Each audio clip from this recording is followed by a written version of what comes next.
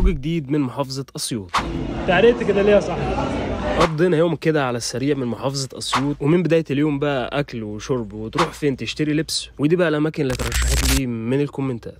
بص بقى، هو ما كانش في نية للتصوير، بس بما إننا رحنا المحافظة فده اللي قدرنا نصور. دلوقتي بقى نروح طالبة معانا كشري وطواجن من هنا. كشري زمان ناس كتير رشحت لي المكان ده، ورحنا مخصوص عشان نجرب الأكل بتاعهم من قلب الحدث. والعنوان بتاع المكان ده ناحية المحطة كده. وبص، أغلب الفيديو اللي هتشوفه ده من حوالين المحطة كده، ما بعدناش كتير. والنظام بتاع المكان بتطلب الأوردر وبتحاسب عليه قبل ما ينزلك. انت بتطلب الاوردر بره، ولو حبيت تضيف اي حاجه بتقول له بتحاسب عليها وانت قاعد. نظام غريب شويه بس حلو يعني. انا مش متفائل على فكره. طلبت طاجن كبده، والباشا ده انت طلبت طاجن ايه؟ كبده برضه؟ يبقى كبده ماشي. جربنا طاجن الكبدة وطاجن الفراخ، وجربنا الكشري عندهم، حرفيا الأكل تحفة. قلت لك نروح ناكل فراخ، ما سمعتش كلامي. تعريت كده ليه يا صاحبي؟ حراق. حسبي الله يا اخي. تم الانتهاء بنجاح. ابو معده صغيره، كل حزين. ولكن تتخيل بعد ما نصور المدعكه دي كلها ما نلاقيش الفيديوهات اتحفظت. المهم، بعد ما تاكل كل الكلام ده تشرب لتر ميه علشان تهضم ده كله. بعد الاكله دي تعوز لك لتر ميه.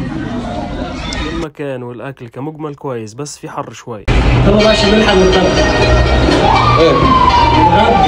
نخش بقى على مرحله الهضم والتحليه، وكالعاده ما عرفناش نصور.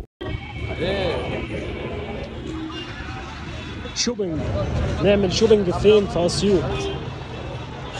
جينا بقى لأهم جزء بالنسبة لي في اليوم، وهو اختيار البرفين. وحرفيا الواحد مدمن الحاجات دي جدا. ناس كتير رشحت العطور والفاس نروح نشوف شوية زيوت هناك، وحرفيا يعني بص اشترينا شوية حاجات كده من الآخر. وبالنسبة لللبس فكابيتانو يتكفل بالأمر، والمكان بتاعه في سيتي مول شارع الجيش أو راجل الشارع. انا فرهطت والله.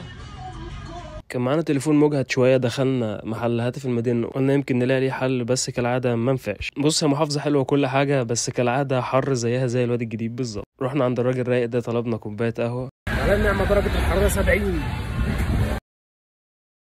يوم طويل ومتعب ومرهق، ولازم تختم بيه. بص بقى، ودي شويه الحاجات اللي جبناها من كابيتانو. هناك في كوتشيات ولبس وكل حاجه تيجي في بالك. خلاص احنا ماشيين. استاذ علي، انبسطت معانا في اسيوط؟ ولا انا. معلش بقى، كان نفسي ازور اماكن اكتر من كده، بس هو كان يوم على السريع كده، واللي قدرنا نصوره صورنا. اشوفكم في فيديو جديد. سلام.